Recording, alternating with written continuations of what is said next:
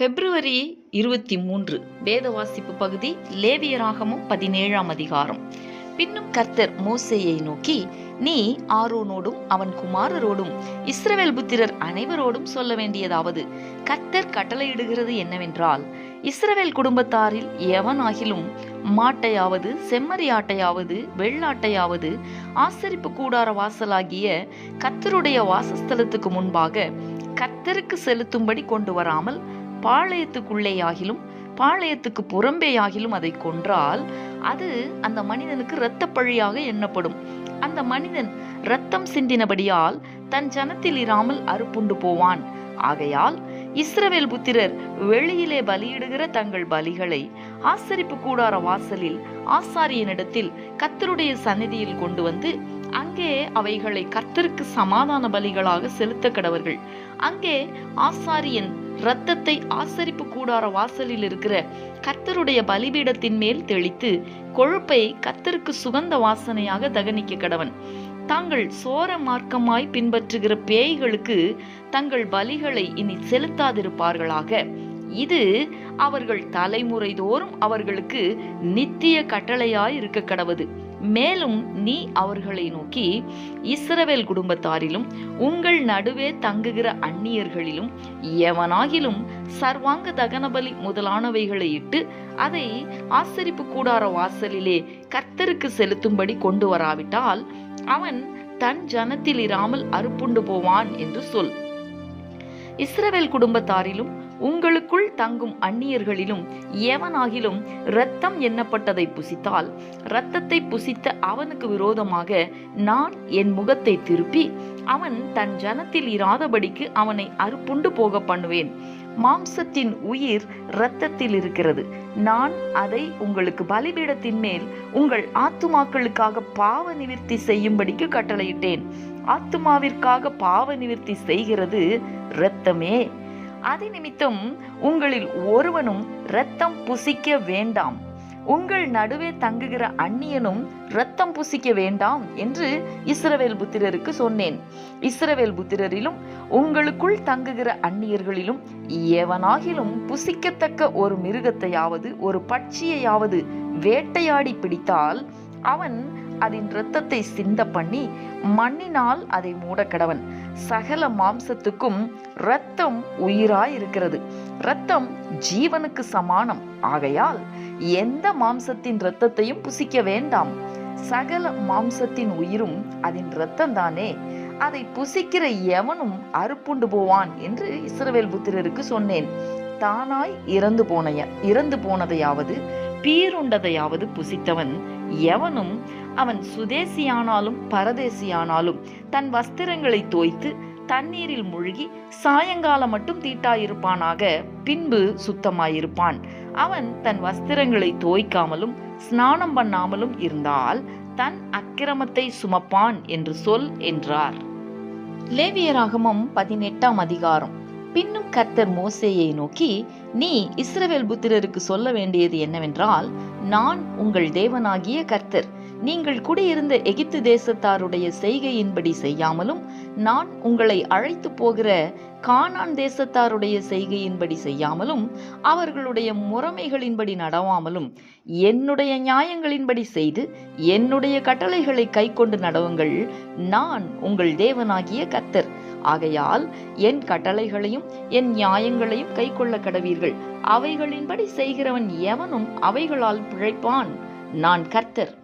ஒருவனும் தனக்கு நெருங்கின இனமாகிய ஒருத்தியை நிர்வாணமாக்கும்படி அவளை சேரலாகாது. நான் கர்த்தர். உன் தகப்பனையாவது உன் தாயையாவது நிர்வாணமாக்கலாகாது. அவள் உன் தாயானவள், அவளை நிர்வாணமாக்கலாகாது. உன் தகப்பனுடைய மனைவியை நிர்வாணமாக்கலாகாது.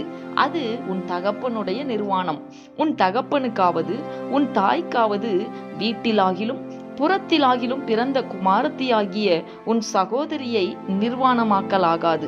உன் குமாரனுடைய மகளையாவது உன் குமாரத்தியினுடைய மகளையாவது நிர்வாணமாக்கலாகாது. அது உன்னுடைய நிர்வாணம். உன் தகப்பனுடைய மனைவியின் இடத்தில் உன் தகப்பனுக்கு பிறந்த குமாரத்தியை நிர்வாணமாக்கலாகாது. அவள் உனக்கு சகோதரி. உன் தகப்பனுடைய சகோதரியை நிர்வாணமாக்கலாகாது. அவள் உன் தகப்பனுக்கு நெருங்கின இனமானவள். உன் தாயினுடைய சகோதரியை நிர்வாணமாக்கலாகாது. அவள் உன் தாய்க்கு நெருங்கின இனமானவள். உன் தகப்பனுடைய சகோதரனை நிர்வாணமாக்கலாகாது. அவன் மனைவியை சேராயாக. அவள் உன் தகப்பனுடைய சகோதரி. உன் மருமகளை நிர்வாணமாக்கலாகாது. அவள் உன் குமாரனுக்கு மனைவி. அவளை நிர்வாணமாக்கலாகாது. உன் சகோதரனுடைய மனைவியை நிர்வாணமாக்கலாகாது. அது உன் சகோதரனுடைய நிர்வாணம். ஒரு ஸ்திரீயையும் அவள் மகளையும் நிர்வாணமாக்கலாகாது. அவளுடைய குமாரரின் மகளையும் அவளுடைய குமாரத்தியின் மகளையும் நிர்வாணமாக்கும்படி விவாகம் பண்ணலாகாது. இவர்கள் அவளுக்கு நெருங்கின இனமானவர்கள். அது முறைகேடு. உன் மனைவி உயிரோடு இருக்கையில் அவளுக்கு உபத்திரவமாக அவள் சகோதரியையும் நிர்வாணமாக்கும் பொருட்டு அவளை விவாகம் பண்ணலாகாது. ஸ்திரீயானவள் சூதகத்தால் விலக்கத்தில் இருக்கையில் அவளை நிர்வாணமாக்க அவளோடே சேராதே.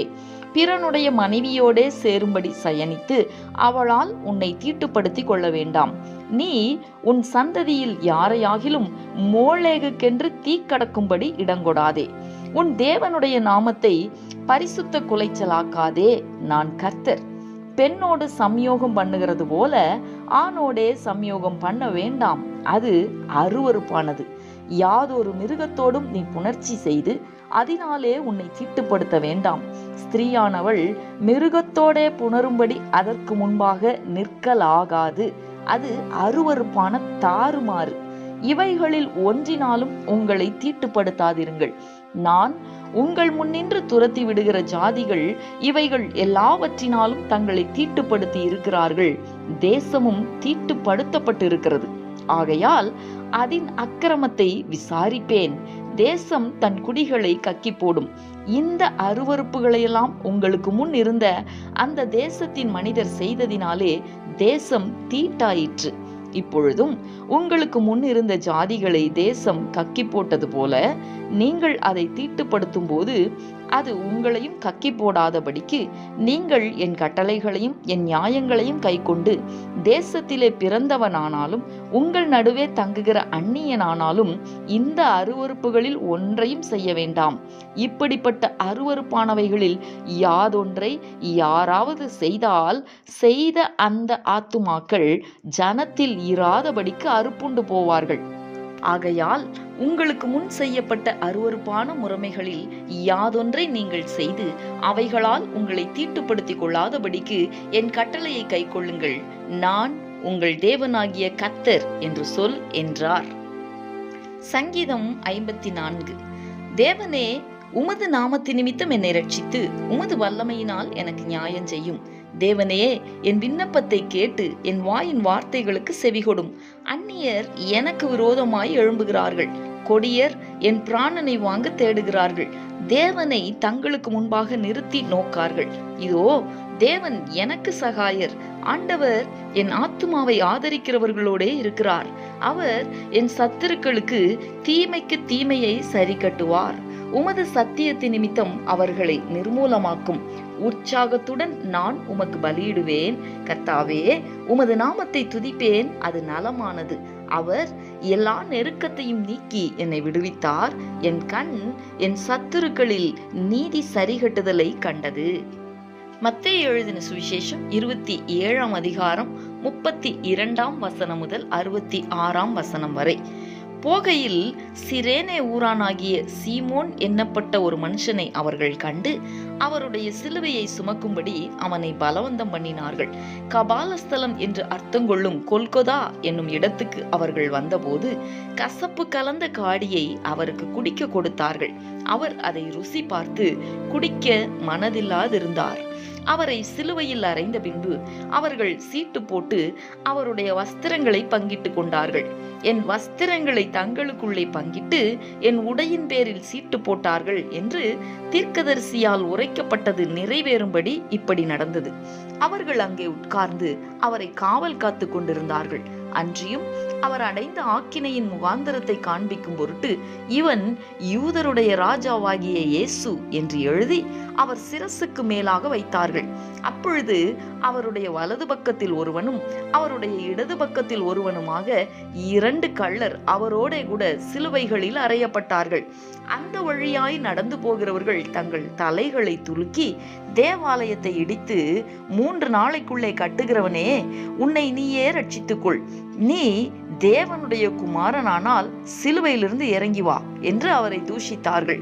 அப்படியே பிரதான ஆசாரியரும் வேதபாரகரும் மூப்பரும் பரியாசம் பண்ணி, மற்றவர்களை ரட்சித்தான், தன்னைத்தான் ரட்சித்துக் கொள்ள திராணி இல்லை. இவன் இஸ்ரவேலின் ராஜாவானால் இப்பொழுது சிலுவையிலிருந்து இறங்கி வரட்டும், அப்பொழுது இவனை விசுவாசிப்போம். தன்னை தேவனுடைய குமாரன் என்று சொல்லி தேவன் மேல் நம்பிக்கையாயிருந்தானே, அவர் இவன் மேல் பிரியமாயிருந்தால் இப்பொழுது இவனை ரட்சிக்கட்டும் என்றார்கள். அவரோட கூட சிலுவைகளில் அறையப்பட்ட கள்ளரும் அந்தப்படியே அவரை நிந்தித்தார்கள். 6ஆம் மணி நேரம் முதல் 9ஆம் மணி நேரம் வரைக்கும் பூமி எங்கும் அந்தகாரம் உண்டாயிற்று. 9ஆம் மணி நேரத்தில் இயேசு ஏலி ஏலி லாமா சபக்தானி என்று மிகுந்த சத்தமிட்டு கூப்பிட்டார். அதற்கு என் தேவனே என் தேவனே ஏன் என்னை கைவிட்டீர் என்று அர்த்தமாம்.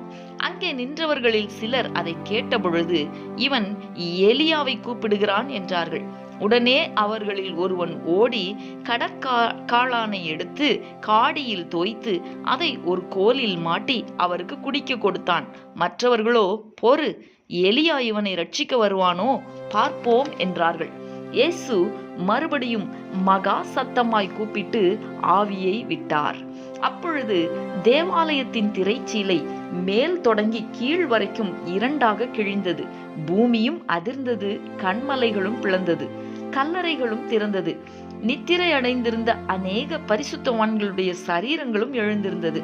அவர் உயிர்த்தெழுந்த பின்பு இவர்கள் கல்லறைகளை விட்டு புறப்பட்டு பரிசுத்த நகரத்தில் பிரவேசித்து அநேகருக்கு காணப்பட்டார்கள். 100க்கு அதிபதியும் அவனோட கூட இயேசுவை காவல் காத்திருந்தவர்களும் பூமி அதிர்ச்சியையும் சம்பவித்த காரியங்களையும் கண்டு மிகவும் பயந்து, மெய்யாகவே இவர் தேவனுடைய குமாரன் என்றார்கள்.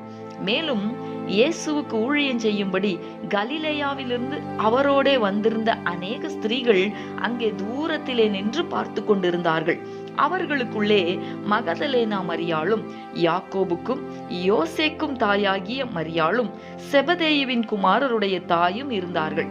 சாயங்காலமான போது இயேசுவுக்கு சீஷனும் ஐஸ்வர்யமானுமாயிருந்த யோசேப்பு என்னும் பேர் கொண்ட அரிமத்தியா ஊரானாகிய ஒரு மனுஷன் வந்து பிலாத்துவினிடத்தில் போய் இயேசுவின் சரீரத்தை கேட்டான். அப்பொழுது சரீரத்தை கொடுக்கும்படி பிலாத்து கட்டளையிட்டான். யோசேப்பு அந்த சரீரத்தை எடுத்து துய்யதான மெல்லிய துப்பட்டியிலே சுற்றி தான் கண்மலையில் வெட்டியிருந்த தன்னுடைய புதிய கல்லறையிலே அதை வைத்து கல்லறையின் வாசலில் ஒரு பெரிய கல்லை புரட்டி வைத்து போனான். அங்கே மகதலேனா மரியாளும் மற்ற மரியாளும் கல்லறைக்கு எதிராக உட்கார்ந்திருந்தார்கள். ஆயத்த நாளுக்கு பின்னான மறுநாளிலே பிரதான ஆசாரியரும் பரிசேயரும் பிலாத்துவினிடத்தில் கூடி வந்து, ஆண்டவனே, அந்த எத்தன் உயிரோடு இருக்கும்போது 3 நாளைக்கு பின் எழுந்திருப்பேன் என்று சொன்னது எங்களுக்கு ஞாபகம் இருக்கிறது. ஆகையால் அவனுடைய சீஷர்கள் ராத்திரியிலே வந்து அவனை களவாய் கொண்டு போய் மரித்தோரிலிருந்து எழுந்தான் என்று ஜனங்களுக்கு சொல்லாதபடிக்கும், முந்தின எத்தை பார்க்கிலும் பிந்தின எத்து கொடிதாகாதபடிக்கும் நீர் 3 நாள் வரைக்கும் கல்லறையை பத்திரப்படுத்தும்படி கட்டளையிட வேண்டும் என்றார்கள். அதற்கு பிலாத்து, உங்களுக்கு காவல் சேவகர் உண்டே, போய் உங்களால் கூடிய மட்டும் பத்திரப்படுத்திக் கொள்ளுங்கள் என்றான். அவர்கள் போய் கல்லுக்கு முத்திரை போட்டு காவல் வைத்து கல்லறையை பத்திரப்படுத்தினார்கள்.